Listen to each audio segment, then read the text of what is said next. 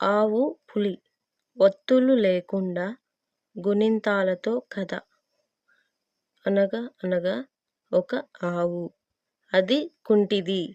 దానికి ఒక పసి దూడ కూడా ఉంది.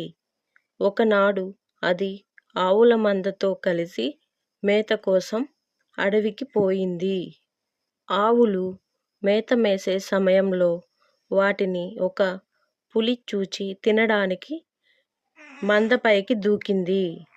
ఆవులు లేగదూడలు పారిపోయాయి. పాపం కుంటి ఆవు పరుగు తీయలేక వెనుకబడింది.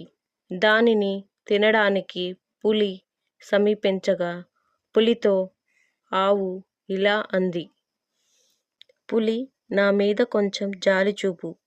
నాకొక పసి దూడ ఉంది.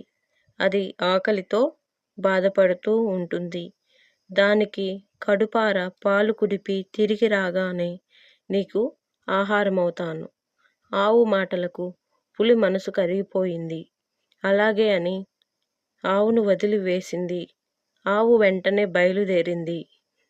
ఆవు ఇంటికి పోయి దూడకు పాలు కుడిపింది. దానికి నీతులు బోధించింది. తరువాత అడవికి పోయి పులిని సమీపించి తనను తినవలసింది అని అడిగింది. పులి ఆవు నిజాయితీకి సంతోషించింది. ఆవును తినడానికి దాని మనసు అంగీకరించలేదు. ఇంటికి తిరిగిపో, నీ దూడతో సుఖంగా సంతోషంగా జీవించు అంటూ ఆవును వెనుకకు పంపింది. అభ్యాసం: ఈ క్రింది ఖాళీలను పూరించండి. ఆవుకు ఒక డాష్ ఉంది. ఆవుకు ఒక దూడ ఉంది. ఆవులను డాష్ చూచింది. ఆవులను పులి చూచింది. డాష్ మాటలకు పులి మనసు కరిగింది. ఆవు మాటలకు పులి మనసు కరిగింది. ఆవు దూడకు డాష్ కుడిపింది. ఆవు దూడకు పాలు కుడిపింది. పులి ఆవు డాష్కి సంతోషించింది. పులి ఆవు నిజాయితీకి సంతోషించింది. ఈ కింది ప్రశ్నలకు జవాబులు రాయండి. మేత కోసం ఆవు ఎక్కడకు పోయింది?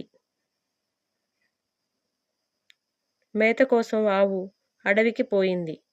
ఆవులు లేగలు దేనిని చూచి పారిపోయాయి? ఆవులు లేగలు పులిని చూచి పారిపోయాయి. ఆవు దూడకు ఏమి బోధించింది? ఆవు దూడకు నీతులను బోధించింది. ఆవు నిజాయితీని చూచి ఎవరు సంతోషించారు? ఆవు నిజాయితీని చూచి పులి సంతోషించింది.